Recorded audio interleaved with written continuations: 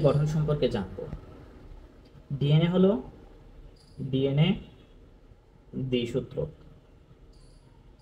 প্রথম কথা হলো ডিএনএ দ্বিসূত্র।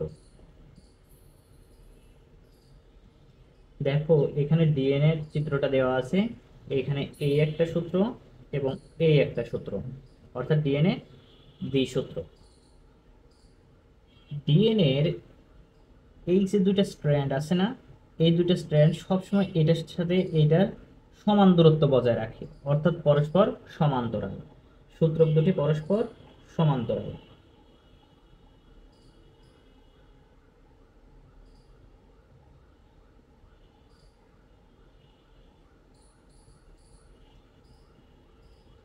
এরপরে দেখো এখানে এই একটা স্ট্র্যান্ড আছে, এই একটা স্ট্র্যান্ড আছে। এই স্ট্র্যান্ডটা যদি এদিকে যদি 3' হয়, এদিকে যদি 3' হয়, তাহলে এই স্ট্র্যান্ডের এই মাথায় এইটা হবে 5'। একইভাবে এটা তখন 3' হবে, এটা তখন 5' অভিমুখী হবে। অর্থাৎ ডিএনএ দ্বিসূত্রকের একটা যদি 3' হয়, আরেকটা হবে 5', অর্থাৎ 3' থেকে 5' অভিমুখী, এবং 5' থেকে আরেকটা 3' অভিমুখী। এই ডিএনএর মধ্যে একটা পূর্ণ ঘূর্ণনের দূরত্ব, এই যে এখান থেকে শুরু করে এই পর্যন্ত, এই পূর্ণ ঘূর্ণনের দূরত্ব হলো 34 অ্যাংস্ট্রম। তাহলে এখানে আরেকটা গঠনের মধ্যে কি লিখতে পারি, যে পূর্ণ ঘূর্ণনের বা পূর্ণ প্যাচের দৈর্ঘ্য কত, 34 অ্যাংস্ট্রম। এখন দেখো 34 অ্যাংস্ট্রম যদি হয়, এই সম্পূর্ণ ঘূর্ণনের মধ্যে এরকম নিউক্লিওটাইড আছে মোট 10টা। তার মানে এই নিউক্লিওটাইডের এক ধাপ থেকে আরেক ধাপের দূরত্ব কতটুকু হবে, এক ধাপ থেকে আরেক ধাপের দূরত্ব হবে অবশ্যই 34 ÷ 10, তার মানে 3.4 অ্যাংস্ট্রম। এরপর দেখো এই যে যে নিউক্লিওটাইড গুলো আছে, এই নিউক্লিওটাইড গুলা একটা যদি এ হয়, তাহলে অবশ্যই আরেকটা টি হবে, এবং এ টি পরস্পর, এই এ এবং টি পরস্পর যুক্ত থাকে দ্বিবন্ধন দ্বারা, দুইটা হাইড্রোজেন বন্ধন দ্বারা। এবং একটা যদি জি হয়, আরেকটা হবে সি, এই জি সি পরস্পর 3টা হাইড্রোজেন বন্ড দ্বারা যুক্ত থাকে। তাহলে আমরা আরেকটা পয়েন্ট বলতে পারি, এ এবং টি পরস্পর 2টা হাইড্রোজেন বন্ধন দিয়ে, এবং জি এবং সি পরস্পর 3টা হাইড্রোজেন বন্ধন দিয়ে যুক্ত থাকে। এরপর দেখো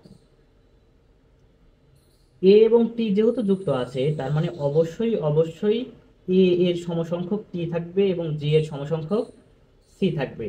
তাহলে এ এর সমসংখ্যক টি এবং জি এর সমসংখ্যক সি থাকবে। আশা করি এটুকু লিখলেই সম্পূর্ণ হয়ে যাবে। এরপর আমরা ডিএনএ এর গঠন আমরা কিভাবে চিত্র আকারে দাগাবো সেটা আমরা শিখে নেই। আমরা পরীক্ষার খাতায় যদি ডিএনএ চিত্র আঁকানোর প্রয়োজন পড়ে, তাহলে আমরা চেষ্টা করব প্রথমে পেন্সিল দিয়ে দুইটা দাগ টেনে নেব, এইভাবে দাগ টেনে নিয়ে প্রথমে আমরা এইভাবে চিত্রটা আঁকাবো, এইভাবে। তারপরে চেষ্টা করব এটার কাছে দেওয়ার, এবং পরবর্তীগুলা এটার সাথে এটা সমান্তরালে আঁকানো।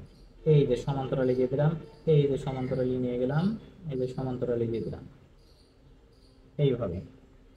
এবং এরপর আমরা পেন্সিলের যে দাগটা ছিল সেটা মুছে দেব, মুছে দিয়ে আমরা এই যে এগুলা যুক্ত করে দেবো এখন।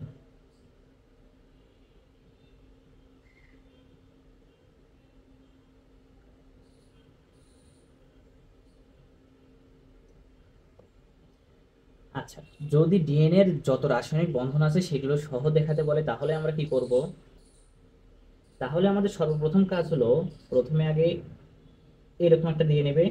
এরপর আমরা জানি রাইবোজ শর্করা, রাইবোজ শর্করা যদি দাগাতে চাই, রাইবোজ 5 কার্বন বিশিষ্ট আমরা জানি, তাহলে এইভাবে দেব, এইভাবে দেব, এইভাবে দেব, একটা রাইবোজ শর্করা দাগাই দেবে। একই সাথে এদিকে উল্টা করে আঁকাবো আমরা, এই যে বাস।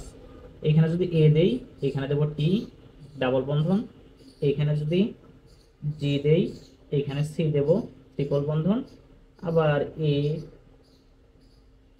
টি ডাবল হাইড্রোজেন বন্ধন। আর এদিকে কি হবে, ফসফরাস দিয়ে যুক্ত হবে পরস্পর, কি দিয়ে, ফসফরাস দিয়ে। এদিকেও সেম ঘটনা ঘটবে। এভাবে চিত্রটা আমরা আঁকিয়ে দিতে পারি। আশা করি বুঝতে পারছো। ডিএনএ এর মধ্যে ডিএনএ এর গঠন সম্পর্কে জানতে চাইলে এটুকু লিখলেই হবে। আরেকটা জিনিস অ্যাড করতে পারো, সেটা হলো ডিএনএ তে থাকে যে শর্করা, সেটা হলো deoxyribonucleic acid, deoxyribo deoxyribo sugar লিখতে পারো, বা ডিঅক্সিরাইবো নিউক্লিক অ্যাসিড। আর আরএনএ এর ক্ষেত্রে ribonucleic acid, deoxyribonucleic অ্যাসিডটাই লিখবে।